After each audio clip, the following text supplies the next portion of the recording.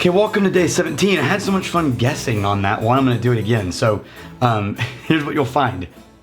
If I luck out and we get a scotch, then I'll probably be able to guess it pretty close. If it's anything else, who knows? This one, all I know is it's day 17. I had somebody tape over the name for me. Oh, I do know because they didn't tape it all the way that it's a 10. And it's a 10-year-old single malt. I just saw that because I didn't tape over anything but the name. They didn't get the... So it's a scotch.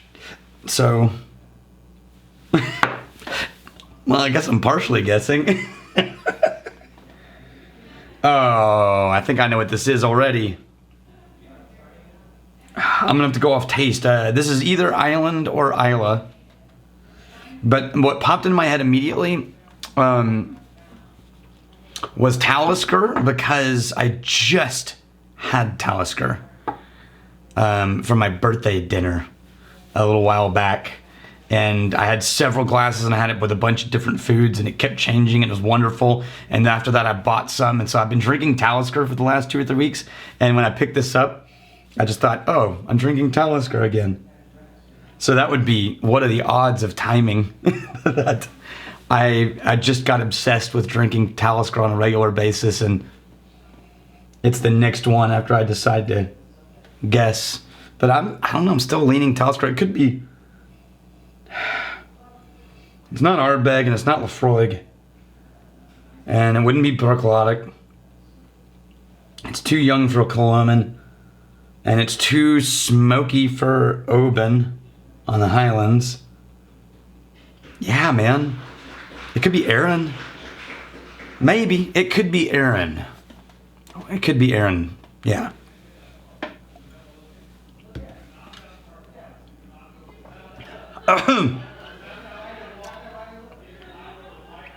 Yeah.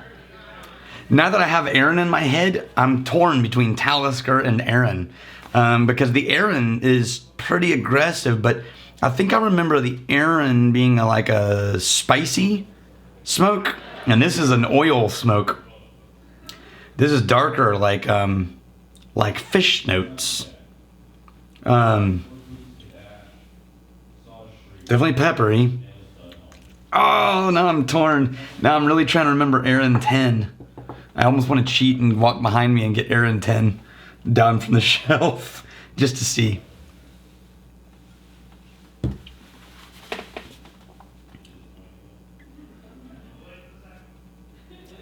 Damn it.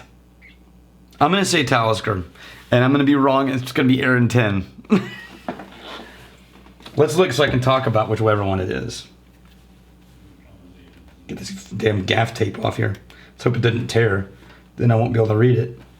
Oh, yeah, it's Talisker. What are the perfect odds? Makes me look like a genius. I just happen to be drinking a lot of that one recently.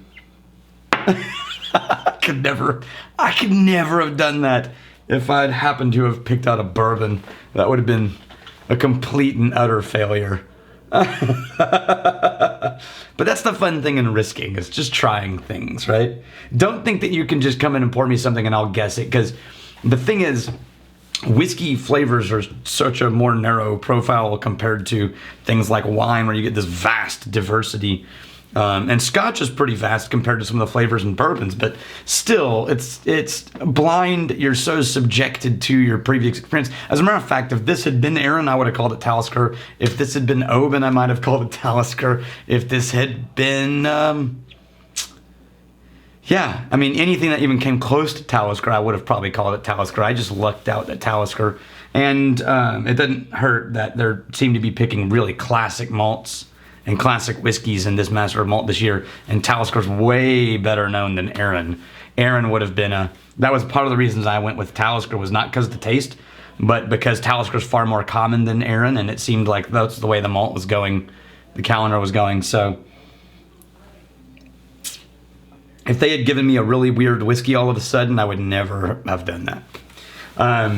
But what I love about that is you should do this. Someone said this in the comments, which is, far easier than picking up a whiskey and figuring it out. That's hard.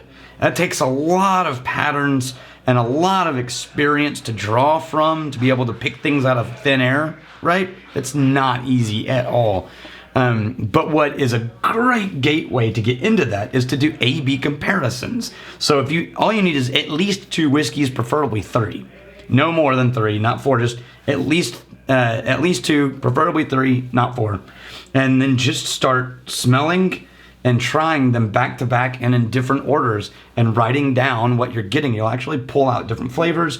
The comparison between them will accent things you didn't originally get, and they'll change flavor when being drank right after one whiskey versus being drank right after the other whiskey.